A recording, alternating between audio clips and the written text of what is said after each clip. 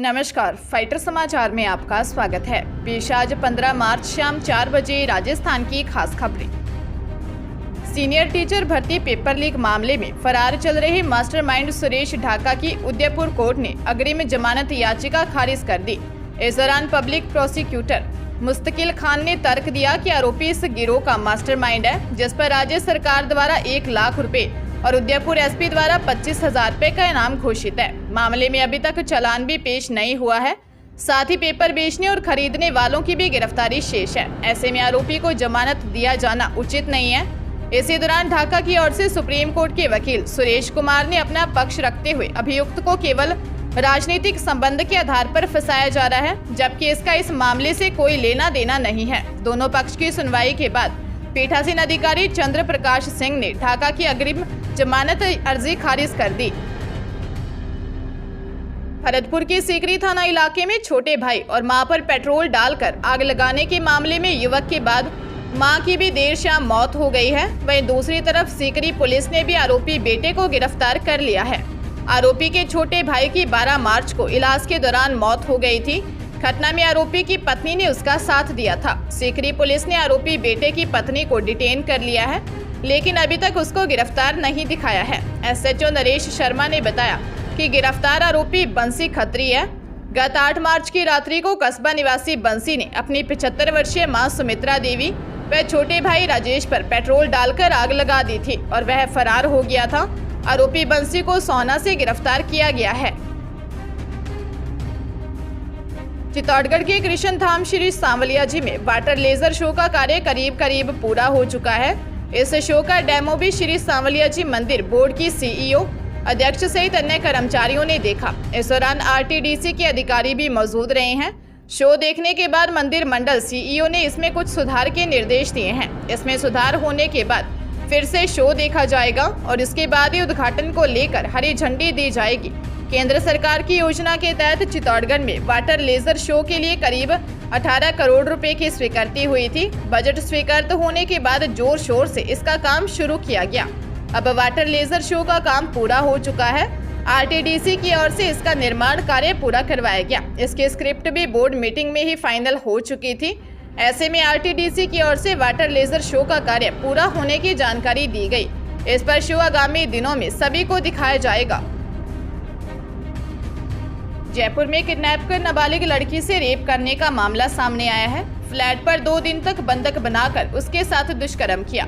लाखों रुपए के गहने और कैश लूटकर आरोपी फरार हो गया।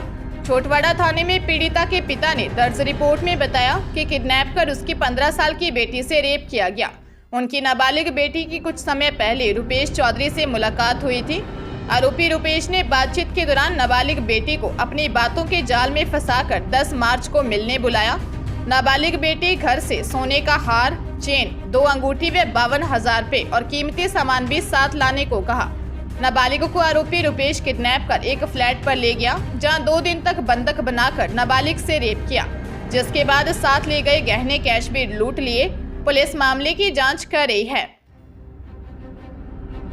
नागौर पुलिस ने चाचा की हत्या के मामले में कार्रवाई करते हुए आरोपी भतीजे को गिरफ्तार किया है। पुरानी रंजिश को लेकर भतीजे ने ही ताऊ को मौत के घाट उतार दिया था। एसपी राममूर्ति जोशी ने बताया कि 13 जनवरी को खंवर नागौर के रहने वाले अजय सिंह सोलंकी ने रोल थाने में दर्ज करवाई रिपोर्ट में बताया कि उसके पिता हंसराज सिंह की किसी ने हत्या कर दी। हंसराज खेत में बनी ठाणी में अकेले रहते थे।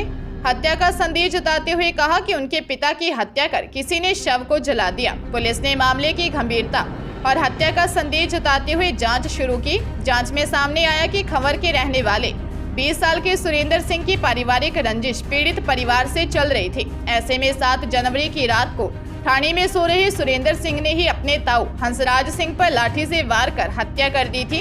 हत्या को हादसे का रूप देने के लिए वहां खड़ी मृतक की बाइक से पेट्रोल निकालकर मृतक की लाश को जला दिया था। पुलिस आरोपी से पूछताछ कर रही है।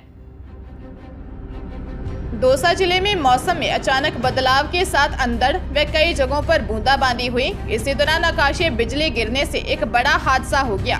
सिकंदरा थाना क्षेत्र के रनोली गांव में बिजली गिरने से महिला व एक बालिका झुलस गई। हादसे में 5 वर्षीय बालिका की मौत हो गई, जबकि महिला का गंभीर हालत में जिला अस्पताल में इलाज चल रहा है।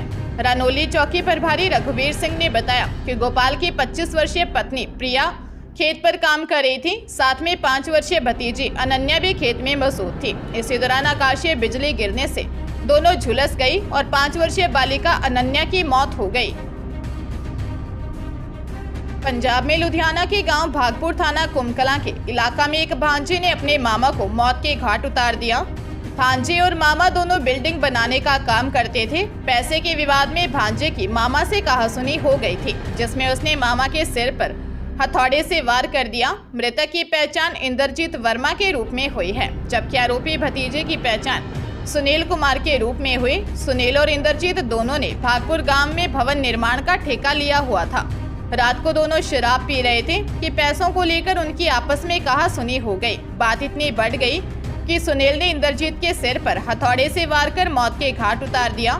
थाना कुमकला के सब इंस्पेक्टर कुलबीर सिंह ने कहा कि सुनील के खिलाफ हत्या का मामला दर्ज कर उसकी गिरफ्तारी के लिए टीम छापामारी कर रही है।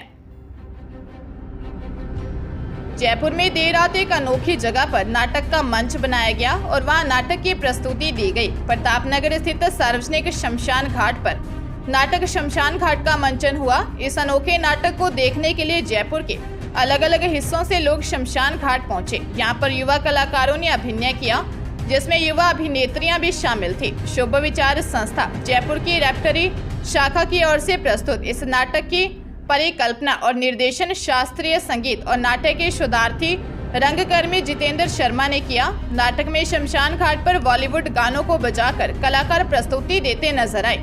इस पर कई लोगों ने सोशल मीडिया पर सवाल उठाते नजर आए। नाटक के जरिए यह संदेश दिया गया है कि मनुष्य का छोटा सा जीवन कुविचारों और दुर्व्यसनों से और छोटा हो जाता है। इसलिए इंसान को चाहिए वह अपने जीवन में शुभ विचार अपना कर शुभ कार्य करें। नागौर पुलिस ने 13 साल की एक नाबालिग बालिका से रेप के मामले में आरोपी को गिरफ्तार कर लिया। आरोपी को मारोड़ थाना पुलिस ने सरहद बाजना से गिरफ्तार किया। आरोपी ने बालिका को जान से मारने की धमकी देकर कई बार रेप किया था। 10 मार्च को पीड़ित व्यक्ति ने थाने में दी रिपोर्ट में बताया कि उसकी बेटी 13 साल की बेटी के साथ मुकेश नामक युवक ने रेप किया है। इतना ही नहीं, बेटी को जान से मारने की धमकी देकर कई बार उसके साथ गलत काम किया गया है। पुलिस ने मामले की गंभीरता को देखते हुए मामले की जांच करते हुए आरोपी सुंडों की ढाणी बाजना के रहने वाले 30 साल के मुकेश जाट को गिरफ्तार कर लिया। पुलिस आरोपी से पूछताछ के साथ उसके पुराने आपराधिक रिकॉर्ड भी खंगाल रही है। श्रीगंगानगर जिले के पदमपुर में व्यापारी के मुनीम से लूट के एक आरोपी को पुलिस ने गिरफ्तार कर लिया है। व्यापारी के मुनीम से करीब 2 सप्ताह पहले कस्बे के व्यस्त बाजार में लूट हो गई थी। व्यापारी का मुनीम उधार दिए गए माल की पेमेंट लेकर लौट रहा था। इसी दौरान बाइक पर आए 3 युवकों ने उसका रुपये से भरा बैग लूट लिया। इस संबंध में पदमपुर के रत्तेवाला निवासी सुभाष चंद्र ने मामला दर्ज करवाया था। इसके बाद पुलिस ने ऐसे युवकों पर नजर रखी जो ऐसी वारदातों में शामिल रहे हैं। जैतसर के वार्ड 17 निवासी सुनील कुमार उर्फ ढिबला पर शक हुआ। उसे थाने लाकर सख्ती से पूछताछ की तो उसने लूट की इस वारदात में शामिल होना स्वीकार किया। उससे घटना में उपयोग की गई बाइक बरामद कर ली गई है।